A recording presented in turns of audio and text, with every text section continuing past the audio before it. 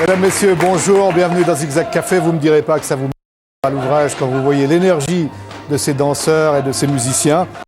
Que nous sommes en Roumanie, nous allons rester en Roumanie, en compagnie d'Anna Blandiana, bien sûr, poétesse très engagée, figure de la Roumanie, mais aussi Alex avec d'autres invités, en lien de cœur très fort avec la Roumanie et une partie de la Roumanie. Oui, c'est Pras. Je vous en présente deux d'un seul coup, Luc et puis son fils Pascal. En fait, ils sont assez connus du côté de...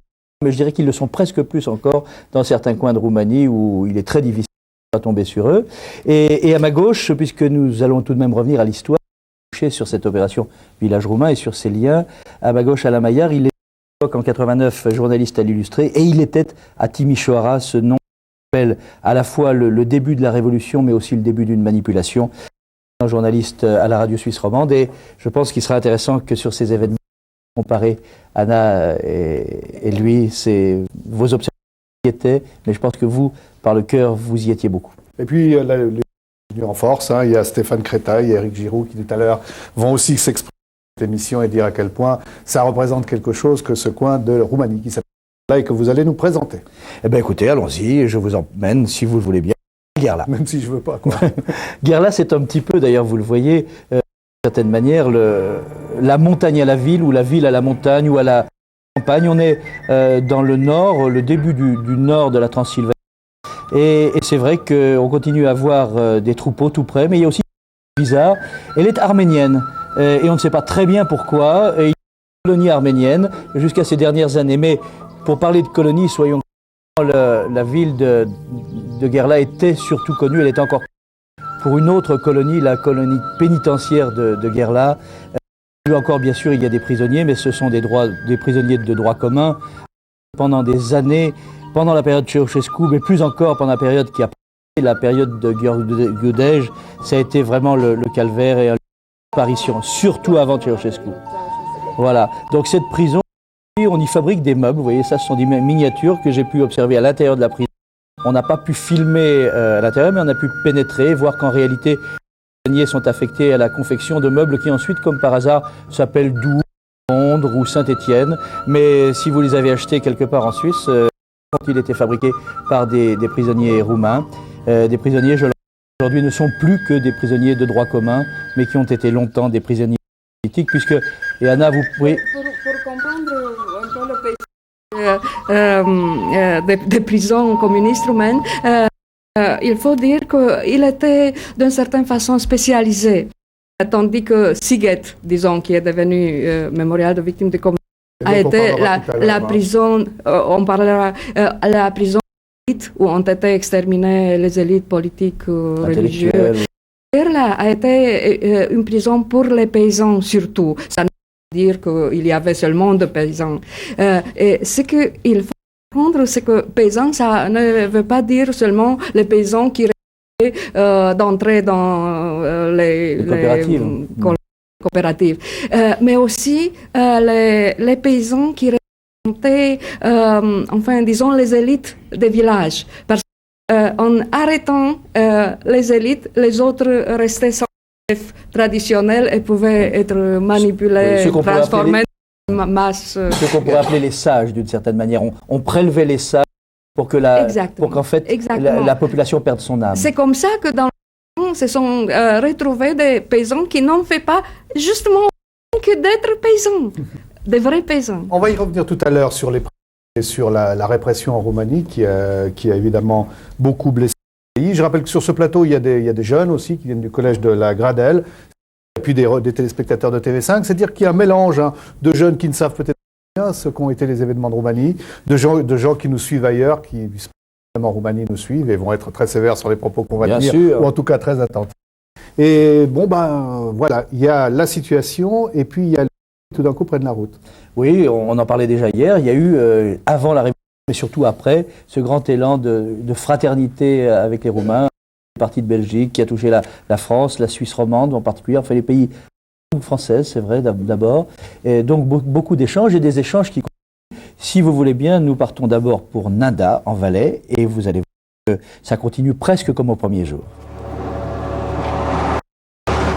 Ce camion s'achemine ou achemine un petit peu de marchandises vers une école désaffectée. Et ensuite, ça sera le voyage, le grand voyage vers la Roumanie.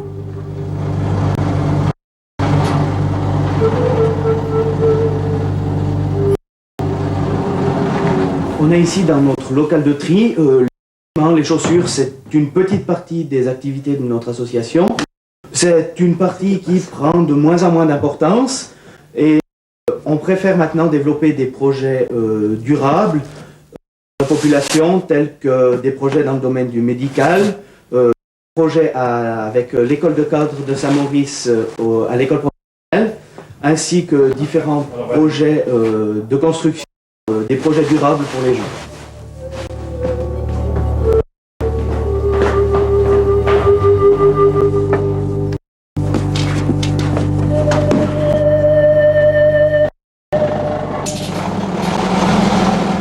Maintenant, on va partir pour 2000 km environ. On va rouler ce soir jusqu'à la frontière Suisse-Autriche, Salzburg-Glettel. On traverse l'Autriche, Salzbourg, Linz, Gien. Ensuite, Aigues-Chalom, la frontière hongroise. Budapest, Artan. La frontière Hongrie-Roumanie. Là, il reste 160 km jusqu'à Gerla, à 40 km à l'heure de moyenne. L'impression que tout le monde a quand il est allé en Roumanie, pas seulement à Gerla, je pense dans toute la Roumanie, c'est finalement l'impression de gens qui ont peu et qui font.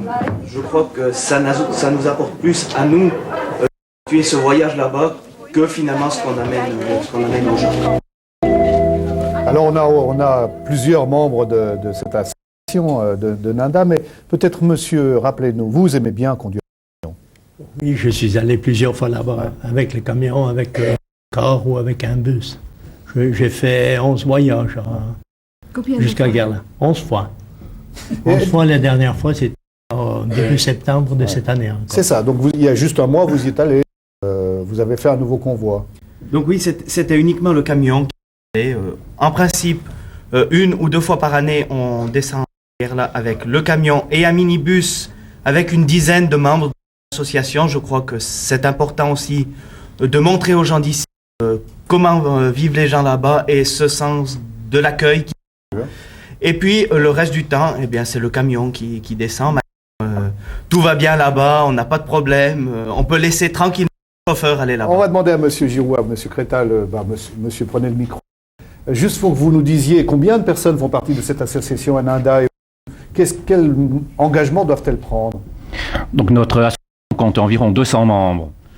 Leur engagement donc, est l'utilisation de 50 francs par année, qui nous sert essentiellement à financer les convois. Certains d'entre eux peuvent justement, lors du traditionnel convoi de Pâques, nous accompagner et nous soutenir en nous aidant à nous procurer différents matériels. Ça, c'est un convoi que vous aimez faire tous, c'est le convoi de Pâques. Pourquoi? C'est le convoi de Pâques, puisque là, nous allons en groupe. Nous prenons justement une dizaine de nos membres. C'est un convoi de 10 personnes. Et c'est clair que c'est plus agréable, je pense surtout aux chauffeurs, entre 10 personnes que d'être seul à deux dans un véhicule. Avoir leur sourire, le voyage en Roumanie, ça doit évoquer pas mal de bons souvenirs, non? Tout à fait, tout à fait. Je ne me trompe pas trop là, ça va? Non, tout à fait. Oui, on parlait de voyage, mais il y en a tout le temps. Il y a celui de Pâques, il y a celui de septembre. Et en fait, moi j'y étais en juin, j'étais à Gerla en juin, et sur qui suis-je tombé? Sur les bras père et fils. Je vais demander, est-ce que vos aides ont évolué? On va le savoir tout de suite. Regardez-les, près de la fameuse église, d'origine arménienne. Est-ce que vous êtes le maternel? C'est-à-dire que dans la famille, on a certainement attrapé le virus, ça c'est sûr. En fait, c'est parti ensemble, puisque le premier convoi que j'ai organisé, il nous fallait des chauffeurs, et logiquement, je me suis retourné vers le chauffeur de la famille. C'est comme ça que tout a commencé en Noël 93. Et être à Gerla à Noël 93, père et fils, c'est aussi une expérience fantastique. Déjà, la Pâques suivante, le Pâques 94, on a repris encore une fois la route, déjà pour la deuxième fois. Et à présent, à ce moment, c'est la 10e fois que je suis à Gerla. Et puis, les contacts, au fur et à mesure, se sont amplifiés. Les amitiés se sont vraiment créées de manière très forte. Et on a eu beaucoup d'échanges. Les gens de Gerla sont venus au Canada. On vient ici régulièrement, donc c'est des contacts qui se sont créés. Une aventure comme celle-là, ça peut durer très longtemps ou c'est éphémère? Alors on espère que ça dure. En tout cas pour moi, j'espère que ça dure et puis que j'ai encore l'occasion de venir une fois ou l'autre. On a essayé d'apporter un petit peu de réconfort pour les gens, un petit matériel supplémentaire. Et puis par nos expériences, on a certainement changé des choses. Pas tout seul bien sûr, mais la situation a évolué. Il y a certainement à l'hôpital entre autres beaucoup plus de propreté, beaucoup plus d'hygiène, également dans la ville. Et tout ça, c'est le contact avec toutes les nations d'Europe qui sont ici. J'ai l'impression que ça vous apporte quoi à vous? Ça nous apporte beaucoup de choses, des expériences fantastiques. Ils sont tellement attachants, les gens ils sont tellement joyeux, ils nous reçoivent avec plaisir et on a d'autant plus de plaisir à être là aussi avec eux. Anna, vous voulez poser une question? Oui, je voulais demander si pendant ces années, vos aides ont évolué dans le sens que, d'accord, au premier moment, même dans les premières années, on a eu besoin de vêtements, mais c'est clair que encore plus important, beaucoup plus important sera à ce moment votre expérience civique, votre façon de faire les choses et même la définition de votre civilisation qui doit être connue par eux. C'est encore plus important que eux, ces paysans-là, vous connaissent. Vous pouvez répondre. En fait, donc sur Gerla même, donc les habits, des choses comme ça, on arrête un petit peu. Maintenant, on essaye de développer d'autres projets. Par exemple, on est en train de mettre sur pied une classe de mécanique à l'école professionnelle. Et puis, cet aspect de civisme dont vous parlez, c'est aussi donner à ces gens la possibilité de découvrir la Suisse. On l'a fait à plusieurs reprises. On a accueilli l'équipe de football de Gerla qui est venue en camp d'entraînement en Suisse. Par ça quand même. Hein.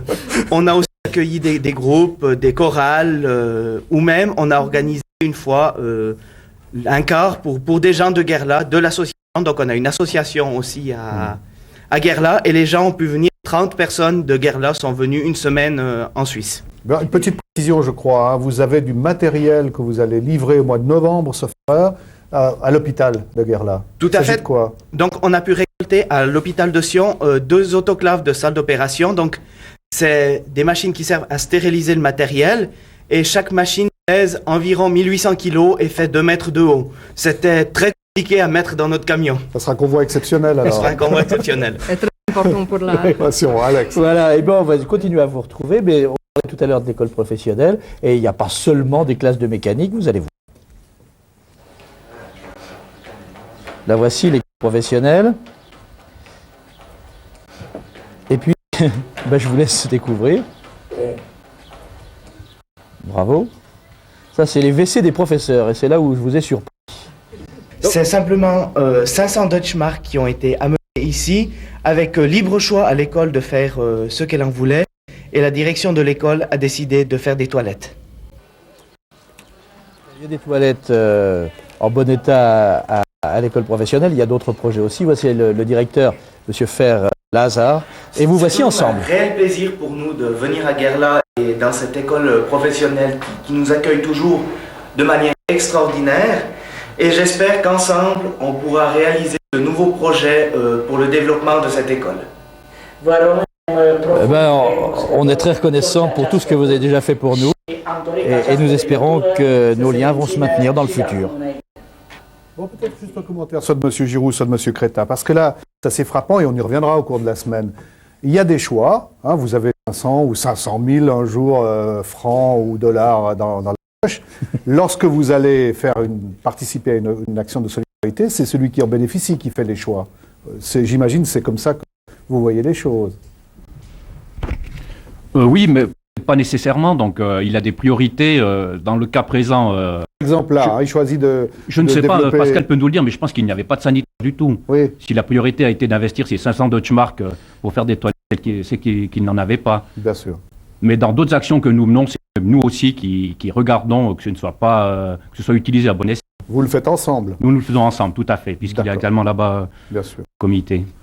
L'hôpital? Oui, l'hôpital, et ça va un peu dans votre sens parce que c'est un échange matériel, mais c'est aussi un échange spirituel, intellectuel, scientifique. Et on va dans le petit hôpital de Gherla, un hôpital comme il y en a des quantités en Roumanie. Et là aussi, ça s'est amélioré au fil des années. Regardez. Un hôpital, c'est en général comme ça. On trouve dans la cour à l'intérieur un certain nombre de personnes âgées dans le parc. Et puis, il y a aussi les naissances qui se préparent. Alors, c'est vrai que la tradition est restée. On continue à envelopper en Roumanie les nouveau-nés de cette manière très particulière. On en fait des espèces de petites momies vivantes. Mais à part ça, ça permet tout de même d'avancer. Et on a avancé.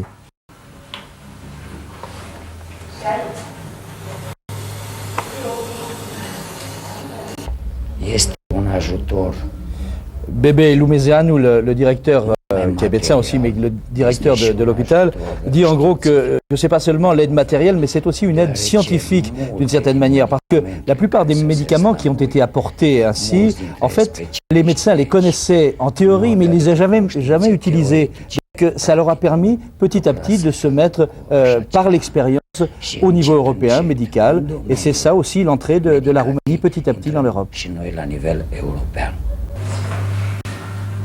Voilà, puis il y a maintenant des couveuses, donc moins de décès prénataux ou nataux.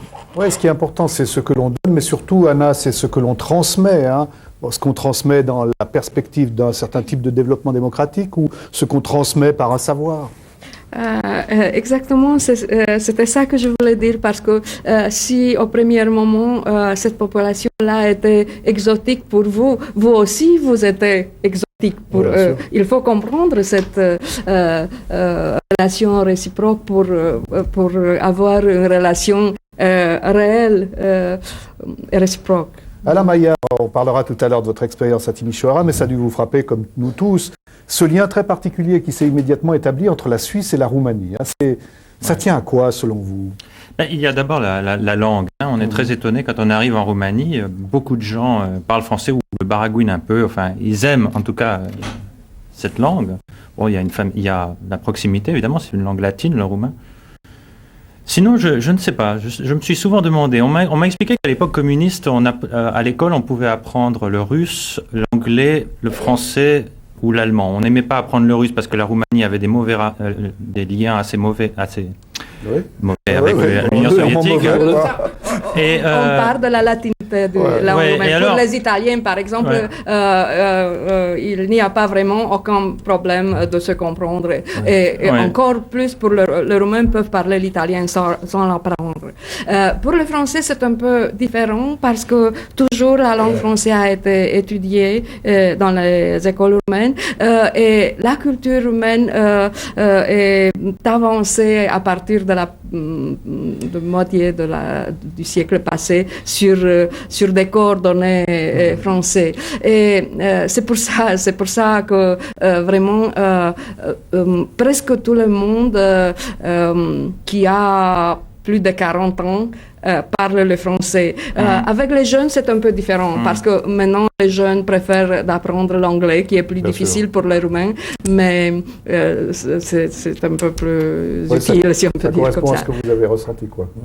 Ah oui, tout à fait. Non, il y a une sorte de familiarité qu'on ressent en arrivant dans ce pays, qui est tout à fait différente des pays environnants, la Bulgarie, la Hongrie. Enfin, tout à coup, on se sent plus chez soi en Roumanie. Et davantage encore dans les villages que dans les villes. Oui, ce qui est vraiment troublante et j'en suis sûre que vous avez été touché par ça et que même si c'est 50 années, tout a été coupé, il y a encore dans la mémoire collective le sentiment de liaison d'avant la guerre et d'avant les siècles. Ça veut dire on a gardé le sentiment que nous sommes avec vous de cette Europe qui nous a été interdite. Et tout ça, même aux paysans qui ne parlent pas le français, ils savent qu'ils sont des frères là-bas et ils essayent de refaire les liaisons. Vous aussi, vous avez senti ça, ce côté un peu fraternel finalement. On est en Roumanie, mais on ne se sent pas tout à fait à l'étranger non plus. C'est ce que vous avez senti? Oui, absolument. On n'est pas du tout étranger. On est accueillis dès la première fois, on est accueilli vraiment comme quelqu'un qui est connu, qui est aimé là-bas. Et ça, moi, je trouve qu'ils pourraient être roumains, les deux, non? Je veux mettre encore un accent dans la mémoire collective, même ancestrale. Les périls venaient de l'Est et enfin, on pouvait être sauvé par l'Ouest. On n'était pas toujours été sauvés, mais quand même, ça restait. Oui, une très brève anecdote. C'était en 1971, j'étais à la frontière de l'Est, donc à la frontière russe, à l'intérieur de la Roumanie. Et alors que les soldats roumains sont plutôt généralement assez relax, là, ils étaient vraiment l'arme au pied. Et j'avais demandé pourquoi, puisqu'on était en face de l'URSS qui était le pays frère, et la réponse sibylline avait été, vous savez, les impérialistes peuvent venir de n'importe quel côté. Vous vouliez juste apporter un petit général, ils sont venus de l'Est. Vous voulez un petit commentaire? Oui, je voulais aussi dire que c'est vrai que quand on est en Roumanie, on a vraiment l'impression d'être dans une famille, c'est notre famille finalement, et quand on est là-bas, on nous fait rencontrer les parents, les frères et sœurs, on va chez tout le monde. Est-ce que la réciproque est vraie? Lorsque vous avez des Roumains qui viennent à Nanda, est-ce qu'on les accueille de la même manière? À Nanda, oui, en tout cas. Ailleurs, je ne sais pas. Ailleurs, je ne sais pas. Non, donc c'est vrai que quand ils sont ici, on a aussi envie de les faire rencontrer notre famille. Et puis, c'est vraiment notre famille éloignée. Merci. Jean-Claude Mercier, la question qu'on se posait chaque fois, hein, le lien entre des objets et le thème que l'on traite cette semaine. Si l'on s'intéresse à la Roumanie, on peut la retrouver chez nous à travers des objets, justement. Voilà, la notion de partage, on peut peut-être un peu la traduire, vous le voyez, par les éléments de décor qui sont ici sur le plateau. Et puis de façon un peu moins tangible, peut-être plus compliquée, mais magnifique, ce sont des peintures, on commencera peut-être par là. Donc il s'agit de Michel Sandianu, qui est un artiste peintre né à Bucarest, qui est parti en Italie, puis qui vit chez nous, il vit près de Lausanne, qui fait des peintures très fortes, bon, il est très connu, c'est une expression assez, je crois, ça parle de lui-même, comme on peut dire. Le premier ici, c'est un gnome, comme il l'appelle, le fond bleu. Et puis l'autre, Kafka, je pense que ça se passe de commentaires. Son père a passé dans les prisons, enfin, il y a un message assez fort. Peut-être plus facile, plus accessible. Donc encore une fois, je vous montre juste encore une autre approche de cet artiste. D'autres choses qu'il a fait. Il a également fait la couverture d'un CD assez récemment. Et puis, il a travaillé pour ce CD, l'orchestre de Francfort et Radulescu, qui est un compositeur aussi de Bucarest. Plus facile, peut-être plus accessible. Des éléments de décoration, bien sûr, des icônes. On pourrait imaginer, je pense, un décor ou illustrer un décor en fonction de la Roumanie, de nos affinités sans cela. Et puis des pièces comme celle-ci, qui sont des terres cuites, émaillées, donc qui nous ont été aimablement amenées par Madame Jamberg. Elle-même, elle s'occupe plutôt de musicothérapie, mais là, elle est aussi passionnée par cette culture. Regardez, chaque assiette a en fait une explication bien à elle, puisque chaque fois, c'est un dessin très particulier.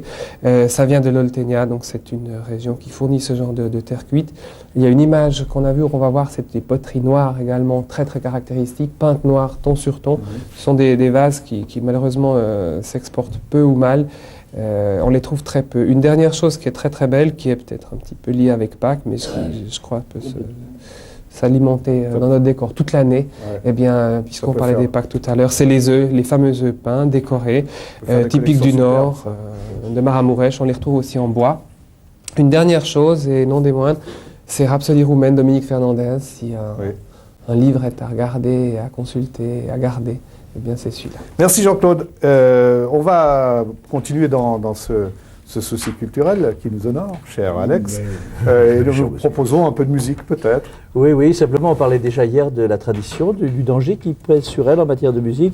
Et je vous emmène dans la Casa de Cultura de Gherla pour retrouver quelqu'un qui s'appelle Ovidio Todea et qui est un metteur en scène et qui s'occupe justement de continuer à trouver des gens qui acceptent de danser et de chanter la tradition. Mais ça n'est pas facile, vous allez voir. Là, on est en répétition. C'est assez physique, hein? Oui.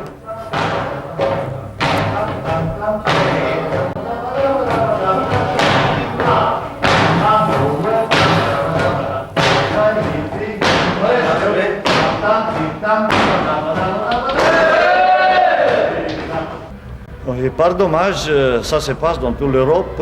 J'ai vu ça dans l'Europe de l'Ouest, mais ça se passe maintenant chez nous. Les jeunes, ils ont déjà d'autres préoccupations. ils préfèrent aller à disco, au bar. Et si quelques années avant, je faisais toujours une sélection pour avoir des artistes amateurs, maintenant c'est moi-même qui cherche et qui demande de participer. Donc, je ne vais pas laisser disparaître, si est possible, une partie de nos folklores. Alors, la photo de famille que vous voyez là, vous pourrez parfaitement la prendre vous-même lundi à Nanda, chez vous, et mardi à Crissier, car en fait, tout ce groupe va être en Suisse romande, dirigé par Ovidiu Todea. Le groupe s'appelle Valea Someșului, Louis, c'est-à-dire la vallée de la Someș, qui se trouve à proximité de Gherla. Alors à Nanda, c'est à quelle heure et à quel endroit? Donc à Nanda, c'est à 20h30 à la salle de la Violette. Et à Crissier, donc à Basse-Nanda. Ouais. Et à Crissier, c'est à 20h à la salle de spectacle le mardi 20. Alors là, vous attendez des amis parce que vous connaissez une partie du groupe, je suppose. Bien sûr, donc c'est une délégation de 70 personnes. Ah bah dites donc, oui, alors il va falloir ouvrir les... Donc c'est une délégation de Gherla emmenée par le maire de Gherla qui va se rendre en France, à Yzeure, puisque Gherla est jumelée avec la ville française d'Yzeure. Et ils vont à Yzeure faire un mariage roumain. Donc le groupe folklorique prépare un spectacle, un mariage roumain avec toute la tradition et le repas du mariage. Ça, c'est quelque chose d'important que vous venez de dire aussi, c'est qu'il y a à Gherla plusieurs pays qui participent à un mouvement de solidarité. Il faut apprendre à travailler avec les autres. Tout à fait, donc c'est ce que nous sommes en train de mettre sur pied en collaboration avec les gens de Gherla et les Français d'Yzeure actuellement. Nous voulons lancer ce qu'on a appelé une chaîne de l'amitié et essayer d'intéresser tous les autres partenaires. Il y a des Allemands, il y a des Autrichiens. Il y a même des Hongrois. Il y a même des Hongrois qui sont aussi jumelés avec Gherla. Et nous voulons tous les convier l'année prochaine à Nanda pour une rencontre qui sera faite dans le cadre donc, de la signature d'un pacte d'amitié entre Nanda et Gherla pour les 10 ans d'OVR. On viendrait nous voir alors, c'est une bonne idée. Alors, musique là. Oui, musique, parce que maintenant qu'on a mis l'eau à la bouche, c'est 70 personnes qui seront lundi à Nanda et mardi à Crissier, sont maintenant quasiment sur notre plateau, ou presque, Valea Someșului.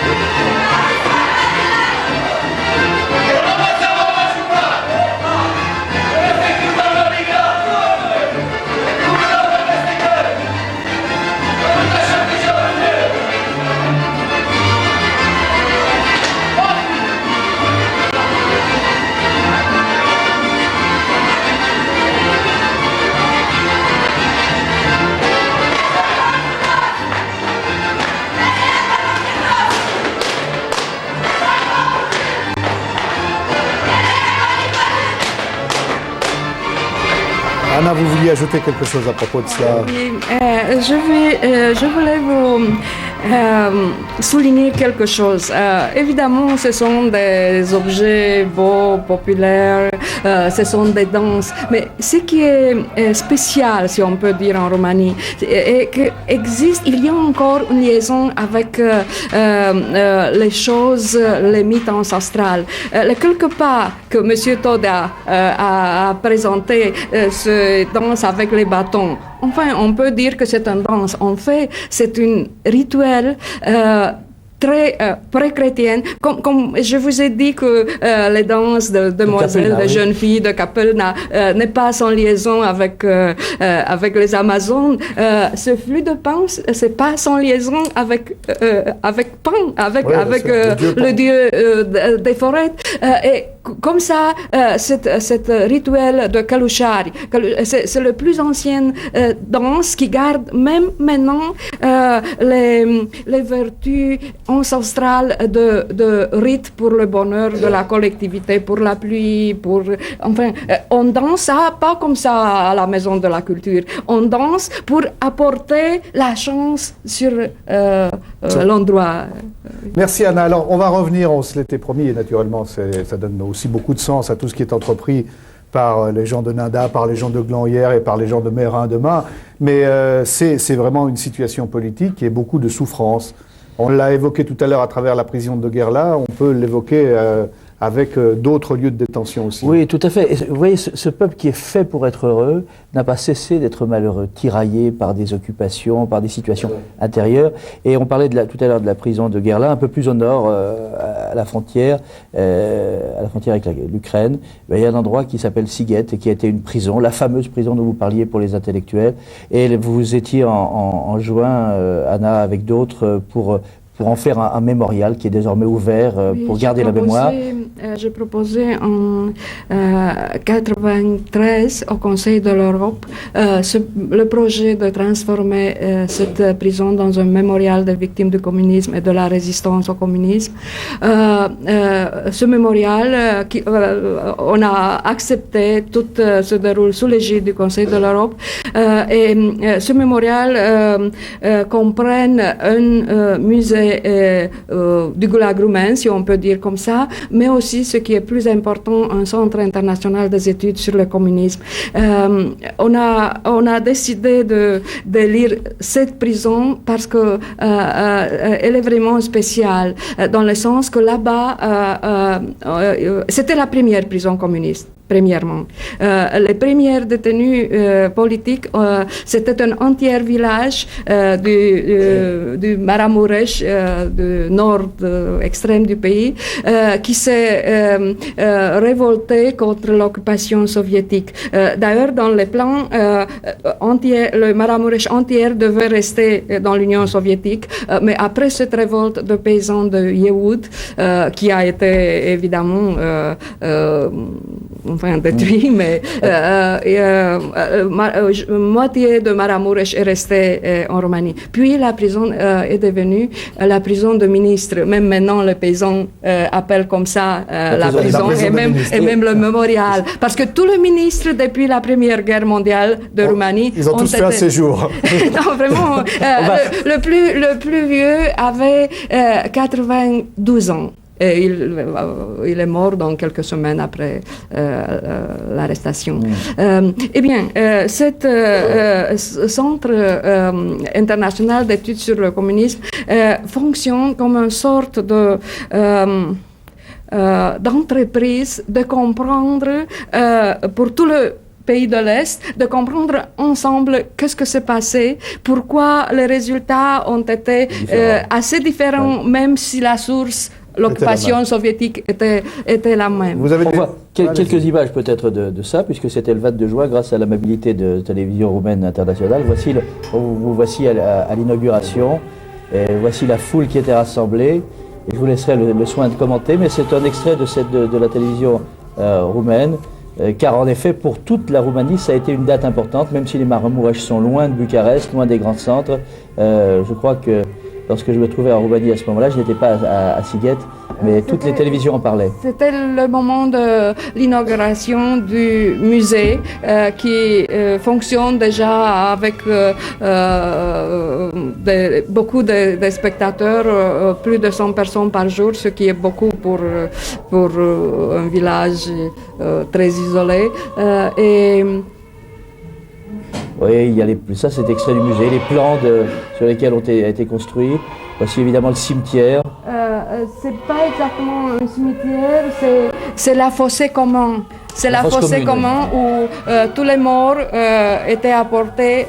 Toutes ces croix sont maintenant, parce qu'on ne sait pas l'endroit exact, c'est des personnages très très célèbres en Roumanie qui sont enterrés là sans savoir exactement la place où ils sont enterrés. Voilà des images qui sont des images de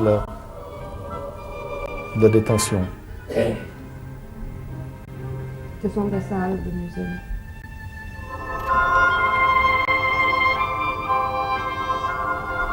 C'est le corps central.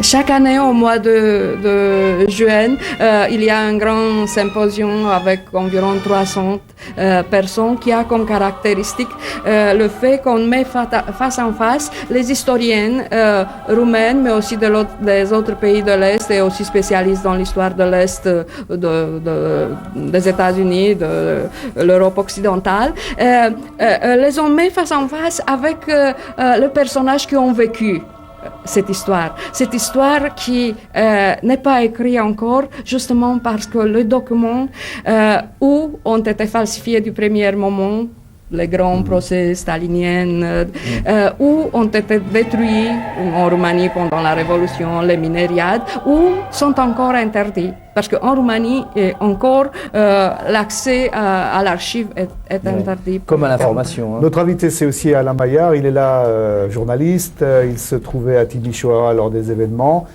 Pour que les téléspectateurs se souviennent un peu, mais resituer un peu ce qui s'est passé à ce moment-là. Oui, on ne savait pas du tout à quoi s'attendre en Roumanie quand on est arrivé. J'étais avec un photographe, on était en Hongrie le vendredi 22 décembre. Et quand vous êtes parti, c'est le matin où Ceausescu, Nicolae Ceausescu, l'ancien dictateur, a fui parce qu'il sentait son pouvoir vaciller. On est arrivé à la frontière 2 heures après. On était en Hongrie justement pour essayer de voir des réfugiés roumains de Timișoara, la ville où il y avait eu une manifestation réprimée le dimanche auparavant.